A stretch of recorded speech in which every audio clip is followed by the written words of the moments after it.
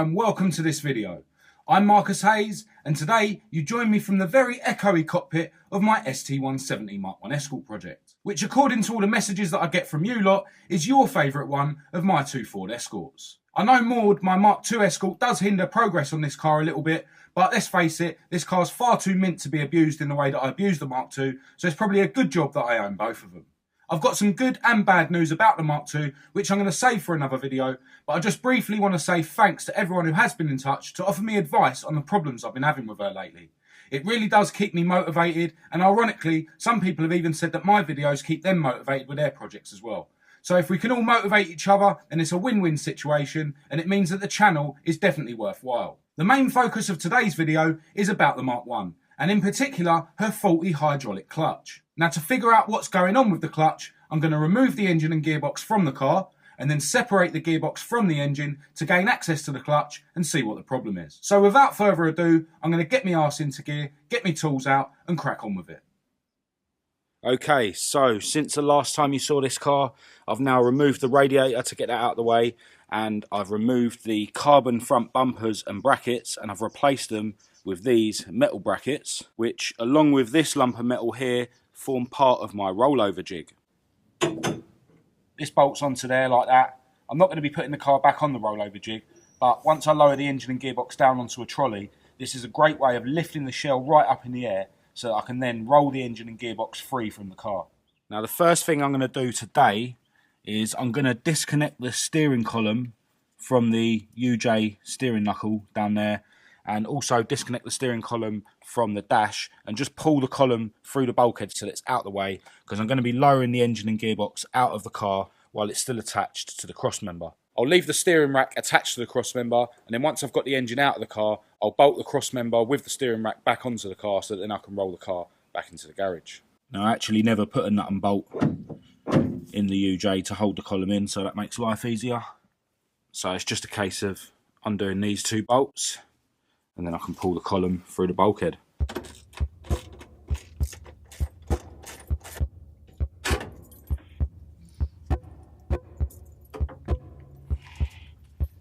Right, the next thing I'm going to do is jack the car up and start removing the anti-roll bar and disconnecting the front suspension from the cross member. The weather's really dull today. Annoyingly, it's just started spitting with rain, and I hate getting this car wet. Really hope it doesn't proper chuck it down. The forecast said there was no rain for at least the next few hours, so I thought I had time to do it. But as always with this car, I'm going to be using this cardboard and bubble wrap to stop the cross member getting damaged by the jack.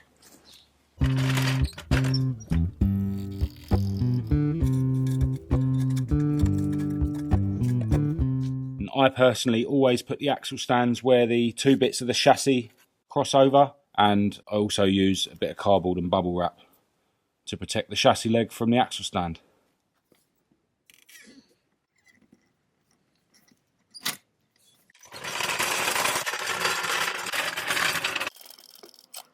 Right, so I'm going to remove the anti-roll bar now, which you've seen me do before on the Mark II. Just got a carcellated nut behind there, and then got to undo these bolts here, both sides, and then I can pull the anti-roll bar out. And then I'll disconnect the track control arms from the cross member.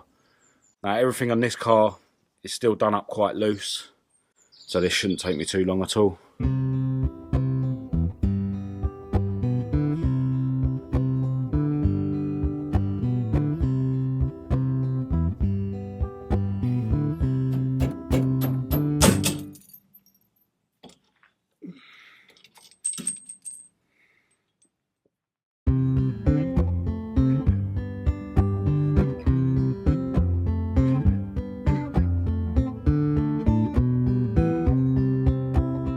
Just need to disconnect the track rod ends from the steering arms.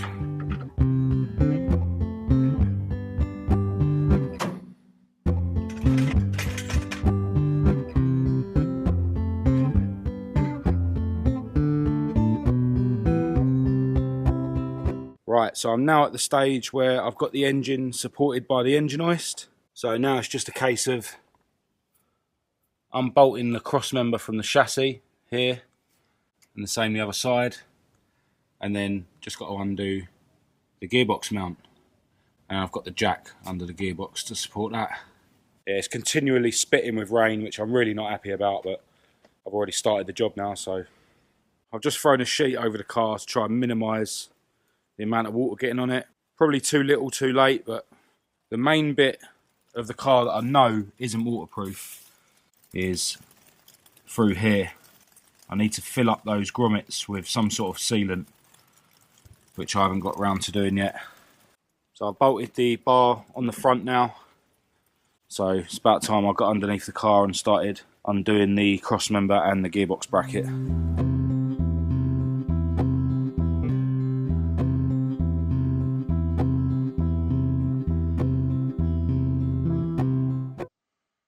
Now I should be at the point where I can lower the engine and gearbox down.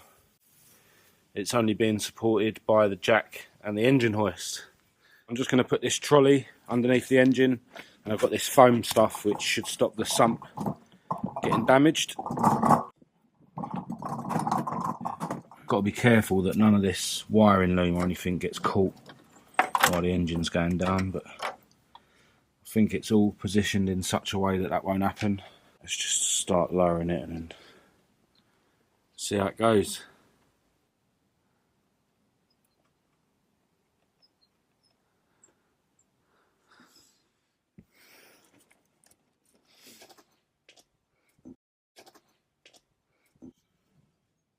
Just lower the gearbox on the jack slightly.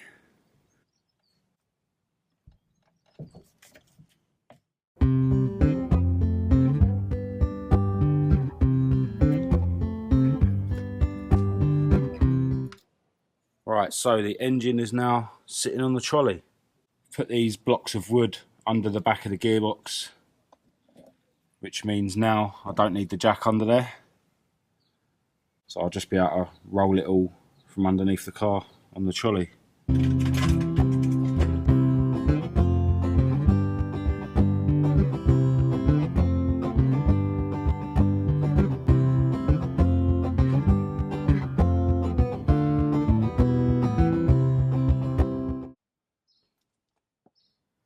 So there it is, one ST170 engine and a 6-speed RX-8 gearbox removed from the Mark 1. What I need to do now is hoist this engine up so that I can remove the cross member from it, because that needs to go back on the car so that I can get the car rolling again to put it back in the garage.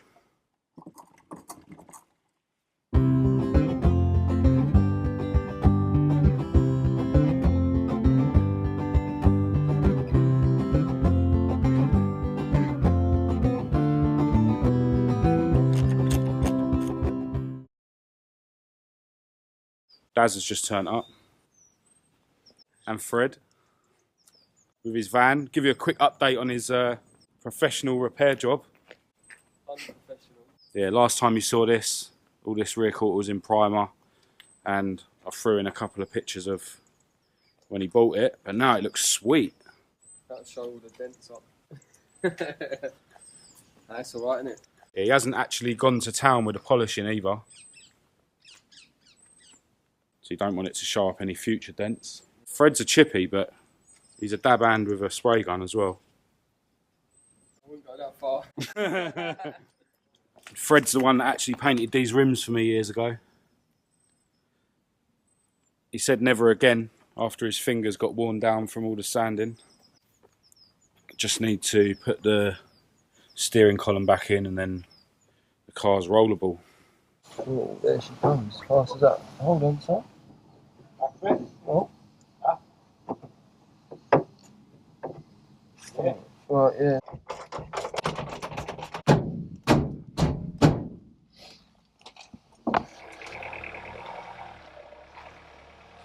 Fred and Daz are going to get some KFC.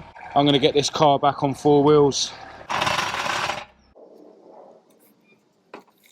There she is, back on the ground, looking very sorry for herself, without a heart, but hopefully she won't be like that for long. Right, I think it's about time I disconnected the gearbox from the engine to try and figure out why the clutch weren't working.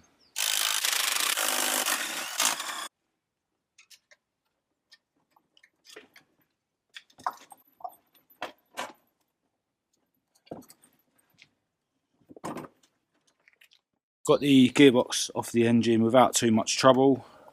Everything looks okay in here. Now, one thing that I'm thinking might be the problem is this clutch release bearing. I read online somewhere that it's okay to use a Ford Ranger bearing rather than the RX-8 bearing.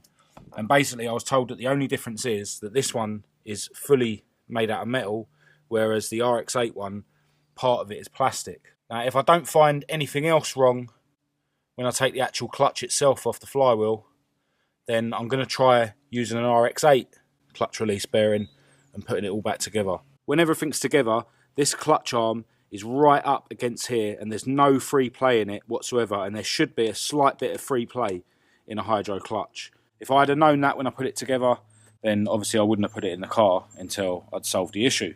But this is the first car I've ever had with a hydro clutch, so it's all a learning curve for me. What I'm going to do now is take the clutch off of the flywheel just to make sure that I didn't put the friction plate round the wrong way when I put it all together. To be honest, I'm probably not going to bother putting this engine back in the car until I've replaced this flywheel for a light one like I did on Maud recently. So I won't bother putting this clutch back on this flywheel today anyway.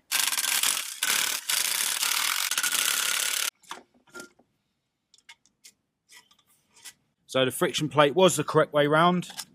As you can see, it says flywheel there, and that was against the flywheel. So that's not the reason for the faulty clutch. So apart from the clutch release bearing, I can't really see what else was causing the problem. I'm going to order myself an RX-8 bearing and put it all back together, and hopefully I'll have a little bit of play on the clutch arm, and then I'll know that when I put it back in the car, the clutch will work properly. The boys are back with a grub. NATH's turned up, talking about computer games. It's like Twisted Metal and Armageddon.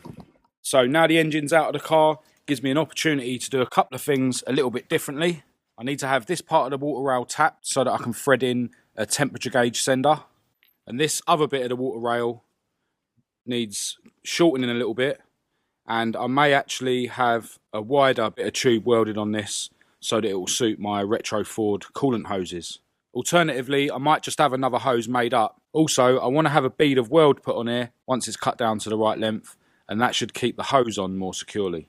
This hole here, where the adapter plate meets the block, I was actually unable to put a nut and bolt through that before because the nut on this side would have fouled on the bell housing. So this time I'm going to shave the bell housing around here, and then I'll be able to put a nut and bolt through there. When this was in the car, I noticed that this part of the bell housing here was quite close to the tunnel. I've already cut some of this away, but now it's out of the car, I'm going to cut it away a little bit further to give me some more clearance. Another bit of the bell housing I shaved away to give me more clearance is this rib here. And I also had to shave away some of the bell housing here to clear the starter motor.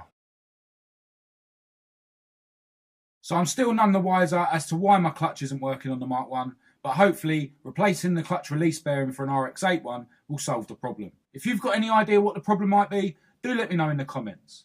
I'm going to end this video here. If you did enjoy it, please do give it a like and a share.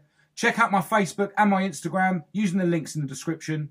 Until next time, thanks for watching.